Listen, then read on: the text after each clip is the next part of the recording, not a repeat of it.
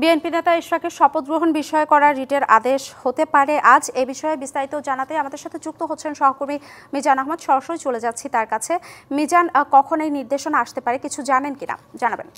আপনি যেমনটি জানাচ্ছিলেন দর্শকদের, আসলে এইটি কিন্তু বিচারপতি আকরাম হোসেন এবং বিচারপতি দেবাশিস রায় চৌধুরীর যে দ্বৈত বেঞ্চ, সেই দ্বৈত বেঞ্চে কিন্তু আদেশের জন্য কার্যতালিকার 1 নম্বরে রাখা হয়েছে বহুল আলোচিত এই মামলাটি।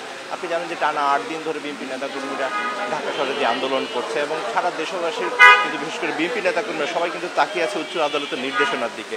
এবং এই ক্ষেত্রে যে রিটকারীর আইনজীবীদের মূল যে আর্গুমেন্টটি ছিল, সেই আর্গুমেন্টটি ছিল যে সার্সিও এরাই, অর্থাৎ পাবলিক লিটিগেশন ইন্টারেস্টে, জনস্বার্থে কোনো মামলার ক্ষেত্রে তারা সার্সিও এরাইকে আপহোল্ড করে কিন্তু তারা এই রিটটি দায়ের করেছে এবং সেই আপহোল্ডটি কতটি যৌক্তিক হয়েছে সেই বিষয়ে কিন্তু আর্গুমেন্ট করা হয়েছে দুই পক্ষ থেকে। এবং সেক্ষেত্রে কিন্তু ইশরাকের পক্ষ থেকে যে আইনজীবীরা তারা কিন্তু বলেছে যে এই যে রিটটি, সেই রিটটি লুকাস স্ট্যান্ডি নেই, অর্থাৎ যৌক্তিকতা নেই, তার সম্পূর্ণ হওয়ার কোনো যৌক্তিকতা নেই। এবং তিনি যে বিষয়টি করেছে এই বিষয়টিতে উচ্চ আদালতের বিগত সময়, স্বাধীনতা পরবর্তী সময় কোনো ধরনের প্রেসিডেন্স নাই যে এই ধরনের কোনো নজির রয়েছে।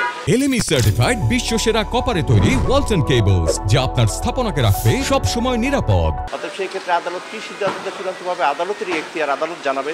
তবে দুই পক্ষের আর্গুমেন্টের মধ্যে বেশ কিছু যুক্তি তারা তুলে ধরেছেন এবং এই পক্ষ থেকে বলা হয়েছে যে আবেদনটি করা হয়েছিল এবং সেই আবেদনটি প্রথমে ছিল পুনর্নির্বাচনের আবেদন এবং পরবর্তীতে সংশোধনীর মাধ্যমে বিজয়ী ঘোষণার জন্য আবেদন করা হয় ইশরাকের পক্ষ থেকে। এবং সেখানে উল্লেখ করা হয় 2,36,000 ভোটার কিন্তু ঢাকা দক্ষিণের নগরপিতা হিসেবে ইশরাককে দেখতে চেয়েছেন এবং সেই ভোটারদের সেই দেয়া ভোটের প্রতি সম্মান জানিয়ে বিচারক সিদ্ধান্ত দেবেন এমন প্রত্যাশা করেছেন বিএনপি এবং ইশরাকের আইনজীবীরা। অন্যদিকে ইশরাকের বিপক্ষে যিনি যে রিটকারী মামুনুর রশিদের আইনজীবীরা, তাদের আর্গুমেন্ট ছিল যে এই মামলায় বেশ কিছু অ্যানামলি রয়েছে, অর্থাৎ অসঙ্গতি রয়েছে। সেই অসঙ্গতিগুলো আদালতের নজরে আসা উচিত, কারণ যে সিদ্ধান্তটি নির্বাচন কমিশন দিয়েছে সেই নির্বাচন কমিশন সেই সিদ্ধান্তটি যথাযথ হয়নি এবং সেখানে বেশ কিছু ত্রুটি রয়েছে। আবেদনের তারিখের ত্রুটি যেমন রয়েছে, ঠিক তেমনিভাবে রয়েছে যে বেসলাইন যে আপিল, সেই আপিল থেকে সরে আসার কোনো সুযোগ রয়েছে কিনা, কারণ সম্পর্ক আবেদন হয়তো আসতে পারে কিন্তু বেসলাইন আপিলটা সরে আসার সুযোগ আছে কিনা চূড়ান্তভাবে হয়তো উচ্চ আদালতই জানাবে যে আজকে এই বিষয়ে কী সিদ্ধান্ত।